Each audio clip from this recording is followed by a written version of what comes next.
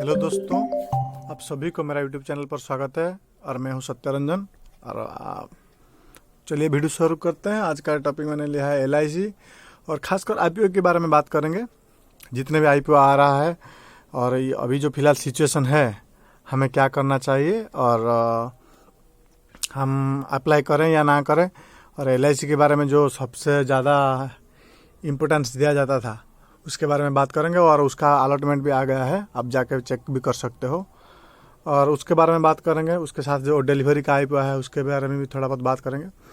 देखिए, जब कोई IPO आता है तो समझ ले, ज़्यादातर ये माना जाता है कि तभी जो मार्केट है, अगर वो बुल रन में है तो ये थोड़ा लिस्टिंग गेन देता है, और नहीं है तो थोड़ा डिस्काउंट प्राइस पर लिस्ट होता है।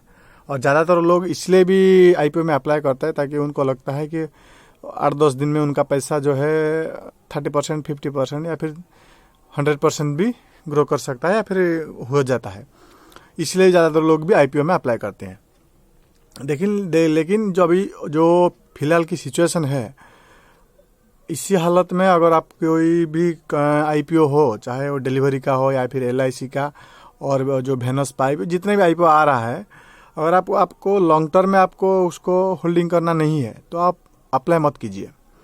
क्योंकि जिस तरह से अभी सिचुएशन है, ज़्यादातर चांसेस यही है कि वो लिस्टिंग के बाद उनका हालत पेटीएम या फिर जो जोमेटो का हालत में आ सकता है।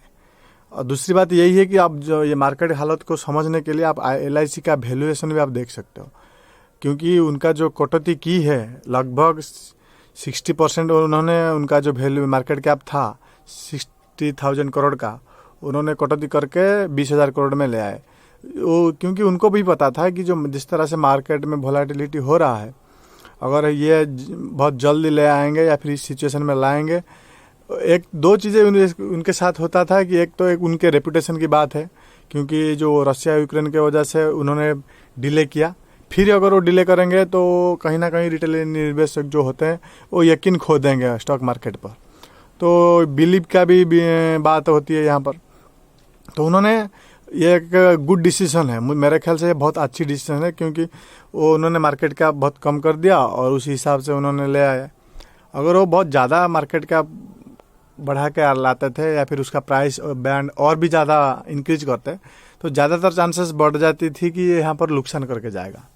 और अभी जो सिचुएशन है, जिनका देखिए जो IPO ज़्यादातर सब्सक्राइब होता है, आप तुरंत ही मत IPO अप्लाई कीजिए, पहली बात। दूसरी बात यही है कि आप ग्रे मार्केट प्रीमियम क्या है उसकी IPO का, वो पहले चेक कीजिए, उसके बाद आप अप्लाई कीजिए। और बात रही जो फिलहाल की सिचुएशन है, और आप इस समय अगर आपके पास कैश है तो आप कैश रख के बैठे, आप IPO में अप्लाई मत कीजिए, क्योंकि ज़्यादातर चांसेस यही है कि जो मैंने बात बोला कि ये डिस्काउंट पर लिस्टिंग होने की ज़्यादा चांसेस है, क्योंकि अभी का फिलहाल सिचुएशन जो है ग्लोबली इम्पैक्ट हो रहा है, और इसीलिए भी कुछ IPO जानबूझकर उनका मार्केट कैप है जानबूझकर नीचे भी ला रहे हैं। और बात रही LIC की, बार बार यही जिक्र होती है कि ये बहुत फेमस है और ब्रांड है। ये बात सच है, LIC की रेपुटेशन बहुत ज़्यादा है और उसकी ब्रांड है, उसकी मार्केट शेयर जो है सबसे अधिक है आज compare to other insurance company like HDFC, ICICI और SBI, एनीथिंग। LIC का हिस्सेदारी सबसे अधिक है।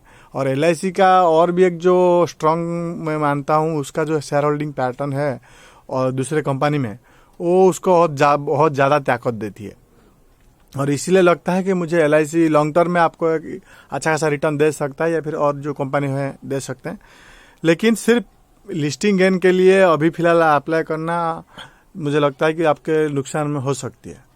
फिर भी आप अगर लॉन्ग टर्म में ये चाहते हो तो आप इसको अप्लाई कर सकते हो। और भी जो IPO ज़्यादातर आ रहे हैं जो छोटे छोटे कंपनी है, अब अगर आप पसंद करते हो, उनकी बिजनेस मॉडल समझ सकते हो, तो आप अप्लाई कीजिए, वरना आप मत कीजिए।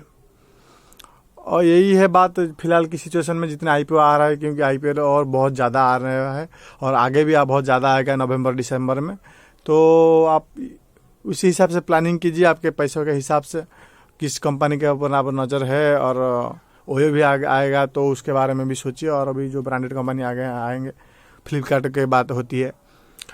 और आशा करता हूँ वीडियो आपको इन्फॉर्मेटिव लगी होगी। चैनल में नए है तो सब्सक्राइब कीजिए, आपके दोस्तों के साथ शेयर कीजिए। और मिलकर सीखते हैं फंडामेंटल के बारे में, शेयर मार्केट के बारे में। थैंक यू दोस्तों, थैंक्स फॉर वॉचिंग।